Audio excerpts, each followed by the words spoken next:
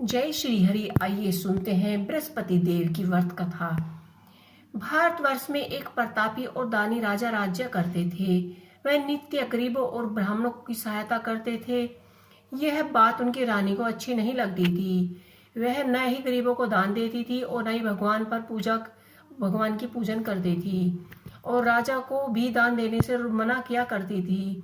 एक दिन राजा शिकार खेलने वन में गए हुए थे तो रानी महल में अकेली थी। उस समय बृहस्पति देव साधु वेश में राजा के महल में भिक्षा के लिए गए। भिक्षा मांगने पर रानी ने भिक्षा देने से इनकार कर दिया और कहा कि हे साधु महाराज, मैं तो दान पुण्य से तंग आ गई हूँ।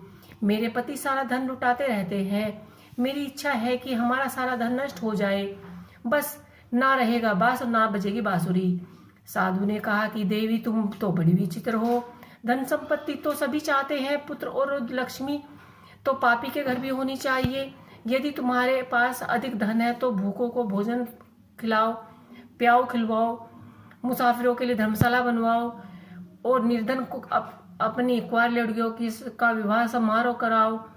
ऐसा और कार्य कराओ जिनके करने से तुम्हारा यश लोक में परलोक में फैलेगा। परंतु रानी पर उपदेश का कोई प्रभाव न पड़ा।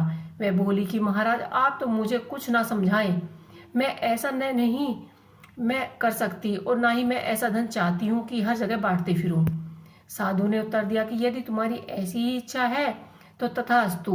तुम ऐसा करना कि बृहस्पतिवार को घर लीपना, पीली मिट्टी से अपना सिर धोना, स्नान करना, भट्टी चढ़ाकर कपड़े धोना। ऐसा करने से तुम्हारा सारा धन नष्ट हो जाएगा। इतना कहकर वह साधु महाराज वहां से अलुप्त हो गए। साधु के अनुसार कहीं बातों को पूरा करती हुई रानी को केवल 3 बृहस्पतिवार ही बीते थे कि उसकी समस्त धन संपत्ति नष्ट हो गई। भोजन के लिए राजा का परिवार तरसने लगा। एक दिन राजा ने रानी से बोला कि हे रानी, तुम यहीं रहो, मैं दूसरे देश जाता हूँ क्योंकि यहाँ सभी मुझे लोग पहचानते हैं, इसलिए मैं यहाँ कोई छोटा कार्य भी नहीं कर सकता। ऐसा कहकर राजा परदेश चले गए। वहाँ वह जंगल में लकड़ी काट कर अपना शहर में अपना गुजारा बसर करने लगे। इसी तरह से वे अपना जीवन व्यतीत करने लगे। इधर राजा के परदेश जाते ही रानी और दासी दुखी रहने लगी। एक बार जब रानी और दासी को 7 दिन तक बिना भोजन के रहना पड़ा तो रानी ने अपनी दासी से कहा कि हे दासी, पास के ही एक नगर में मेरी बहन रहती है। वह बड़ी धनवान है, तू उनके पास जाकर कुछ धन ले आ ताकि थोड़े बहुत दिन का गुजर बसर हो सके। दासी रानी की बहन के पास गई। उस दिन गुरुवार था और रानी की बहन उस समय बृहस्पतिवार व्रत की कथा सुन रही थी।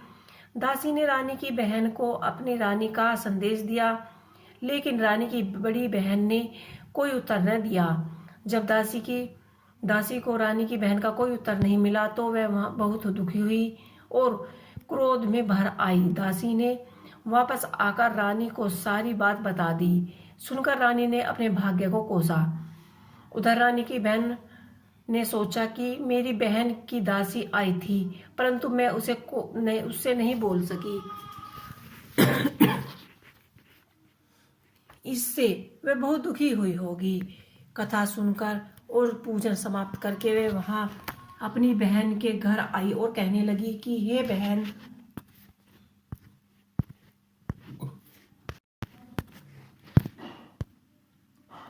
कथा सुनकर और पूजन समाप्त करके वह अपनी बहन के घर आई और कहने लगी कि मैं बृहस्पतिवार का व्रत कर रही थी। तुम्हारी दासी मेरे घर आई थी, परंतु जब तक कथा होती तब तक न उठ सकते हैं और न ही बोल सकते हैं, इसलिए मैं नहीं बोली। कहो क्या दासी क्यों गई थी?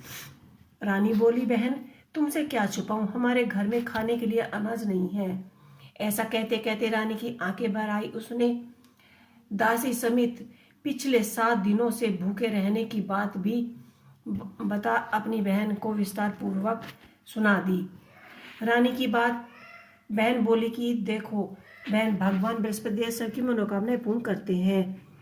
शायद तुम्हारे घर में भी अनाज रखा हो। पहले तो रानी की बहन को विश्वास नहीं हुआ, पर बहन के आग्रह करने पर दासी ने अंदर जाकर देखा तो देखा कि एक घड़ा भरा हुआ रखा है। वह हैरान हुई।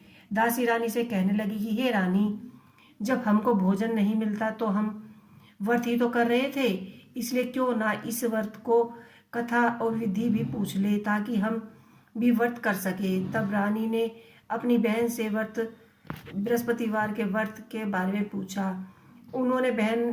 उसकी बहन ने बताया कि बृहस्पतिवार के व्रत में चना की दाल और मुनक्का से विष्णु भगवान का केले की जड़ की पूजन किया जाता है, दीप जलाया जाता है, व्रत कथा सुनी जाती है, पीले रंग का भोजन किया जाता है। इससे बृहस्पति देव प्रसन्न होते हैं और व्रत की पूजा विधिवत होती है। बहन के घर लौटने पर 7 दिन बाद जब गुरुवार आया तो रानी और दासी ने व्रत रखा था। घुड़साल में थे जाकर वह गुड़ चना और ले आई। फिर उसने सोचा केले की जड़ से विष्णु भगवान का पूजन किया और पीला भोजन कहाँ से आए, इस की बात को लेकर दोनों बहुत ही दुखी रहने लगे, क्योंकि उन्होंने व्रत तो रखा था लेकिन बृहस्पति देव को प्रसन्न किया था।